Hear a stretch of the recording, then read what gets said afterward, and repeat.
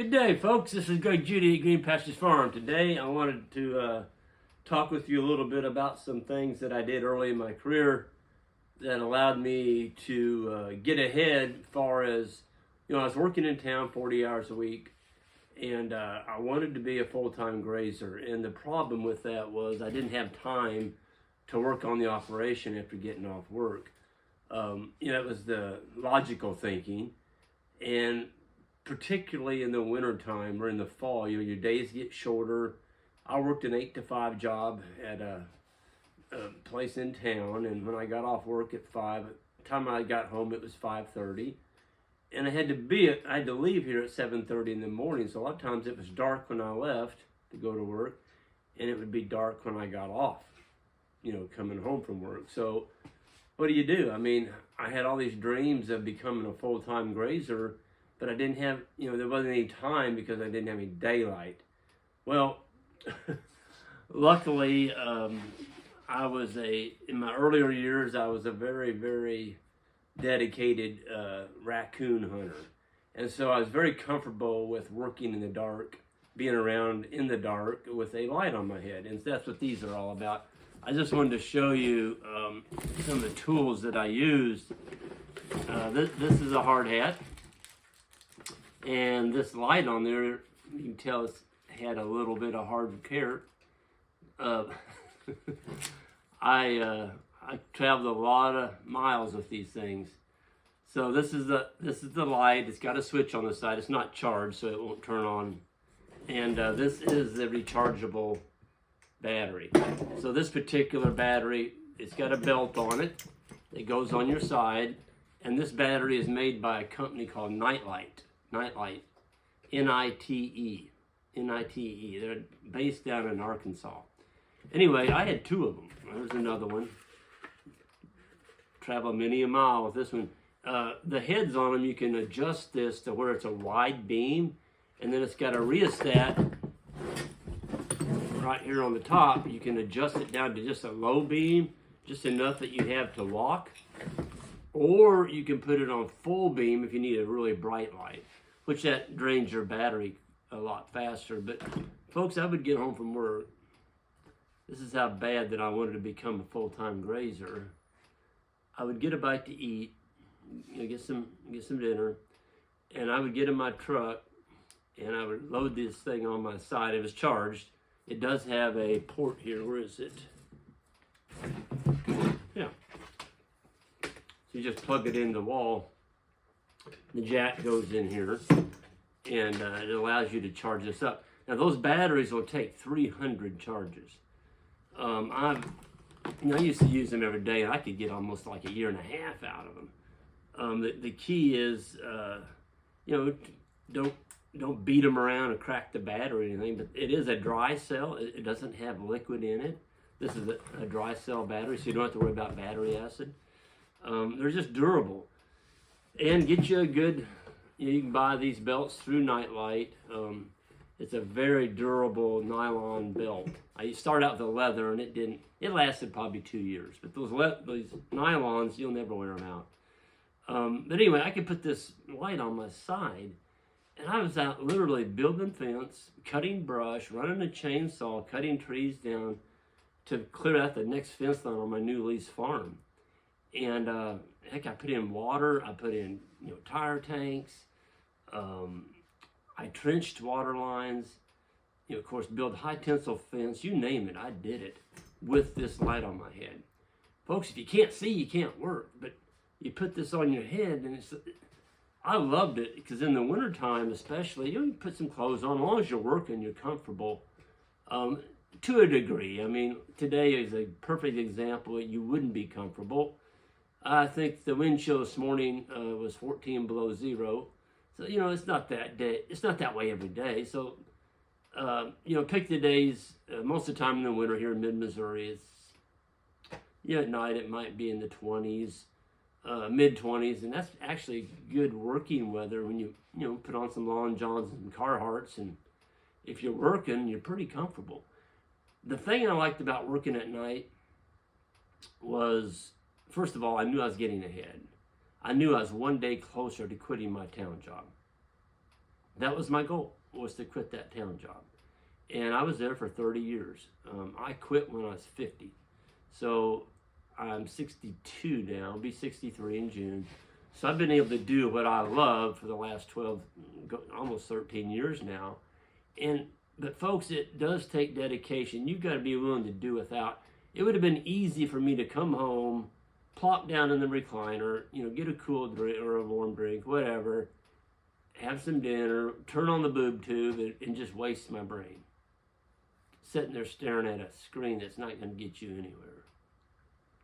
And the stuff that's on TV today, most of it's trash anyway. So you've got to wean yourself off that TV. Just get rid of it. Just get rid of it. Put it out in the shop. Give it to somebody, whatever. But you're never going to get ahead if you come home and you sit down and watch the news. That's very depressing, by the way. Don't even do that. But get out and do something. I get this all the time. People say, well, I work in town. And, there's just no time to do what you talk about. And I'm like, yeah, there is. Just depends how bad you want it. It's that plain and simple. The next thing I'm going to cover is these day timers. Folks, you can get a pack of these. I just pulled these out. This is a 2012 model. I've still got all these for the last 20 some years. And each one of these little cards is a month, January, February, March, all the way through December. And you can save these. And to give you an idea how valuable they are, just for the heck of it, I pulled this out a while ago. This is January 2012. I didn't know what was staring at me that year. That was the worst drought in Missouri history. But I was just kind of going through here. And here's a really good, this is a conference I went to. It's talking about, putting, I made a note in here. If you put rock phosphate into a compost pile, that allows it to tie it to a carbon source. You get a lot better use out of it. That was a quote from a speaker at one of the conferences. And then, of all things, there's one in here from Jay Fewer, which is one of the smartest soil, as far as I'm concerned, soil biology guys in the world. He's up in North Dakota. He's part of that Burley County bunch. And I remember going to that conference. He came here and spoke. I think it was up here at Mexico or Madison. I think it was Mexico. And I was just blown away with Jay's knowledge at that time. I mean, he was so far ahead of everybody. He was pushing these cocktails, the cover crop mixes, and soil health, building soil. And Jay was one of the pioneers in that. Anyway, it's just interesting. And then, so now we fast forward to July 2012. We're in the drought now, okay? And so I just went through here and looked at some of the contacts, and I was looking at, I was going back and measuring there was comments on here where I measured the grow back after grazing. There wasn't any grass growing back. We hadn't had any rain for almost 3 months by July 1st, and I already had all the animals placed. They were already being sold. We sold a third of our herd that year. We preserved 2/3, the best, but we sold the others. And that's the best decision we made. But if I hadn't been monitoring it, folks, I wouldn't have known. The neighbors, everybody was praying for a rain, and I was too. But praying for a rain is not a good management strategy. You've got to manage for what you know. And if you know your plants aren't regrowing from the previous grazing, you better be selling off some animals. But anyway, I just wanted to share with you all some of the tools, some of the dedication it takes. Folks, if you really want it, you've got to have one of these. Write down your goals. Write down your goals in here. And, do it on the front page right here, right inside. There's lots of blank pages in here.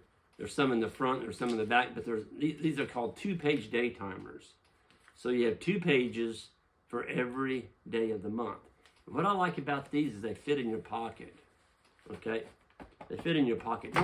They sell several different sizes. Don't get the big ones. You can't fit them in your pocket. You're out on the farm, you need these. Whether you're a cow calved, or you had to get a cow up and treat her, or you notice something out on the land, as far as overgrazing or an erosion ditch or whatever. Here it is. You can write it down and you'll remember it. I was going through here just before I started, I couldn't believe the names and the context. And as soon as I read those names in the I'm like, I remember that person. So I'm going to go through these in this video just to fine tune. I mean, you can go back. I mean, 2012, folks, this is 2022. That's 10 years ago.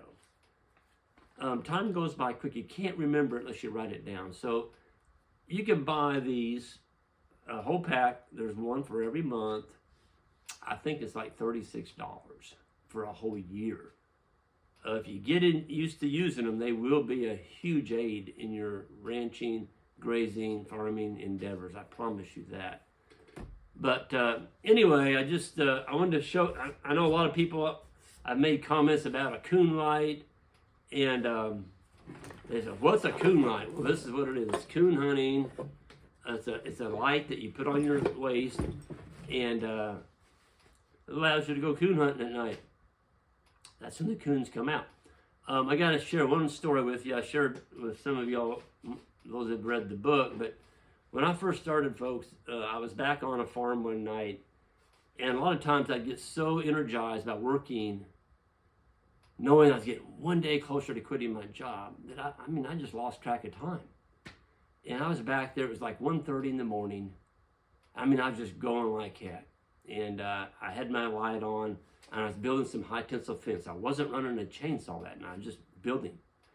And it was approaching fall. It was still hot. It was still pretty warm out. It wasn't quite deer season. And I'm just back there all by myself. I'm a mile from the road, back in the thickest jungle of brush you ever saw. But you could see it from the road. It's a great big valley, and it's up on a hill. And about that time, I had somebody throw a spotlight and say, I got you. Just like that. Threw a light on me. I got you. And I about fainted, and I turned around, and it was a game warden. And he had a spotlight in my face. And he said, I got you. He said, you're spotlighting. And I'm like, what? And he comes walking up there, and he sees the light on my head, and then I've got pliers in my hand, and I've got all my tools around my spinning jenny and all my fence building stuff. And he's like, what in the world are you doing building a fence at 1 o'clock in the morning? This guy was just sweating. He had walked in the dark through all those briars and brush to get to me. And all I was doing was building fence. So you can have some fun with this stuff too, folks, but I'll never forget that. He was pretty hot. Literally, he was hot. But anyway, that's kind of a cool story. But anyway, I'm going to go ahead and get off here. Wish you all the best. Stay warm out there. We're in a blizzard right now, and we're surviving quite well. We actually took the little Toyota out yesterday, made some windrows with our little V plow in the snow, and moved the snow back. And it makes a big difference when you unroll hay on ground. I was literally uncovering the grass, and the snow was about that deep. It was plowing the snow back, and then Isaac and them were unrolling the hay in those windrows. And if you unroll hay on snow that deep, it kind of goes down in the snow, and they lose. It's just gone. But if you unroll it and get that snow pushed back, it's just a little V plow. I've got a video of it. The last time I used it, there wasn't just a skiff of snow on. We were more or less having fun. Yesterday, it was for sure real. It helped a ton.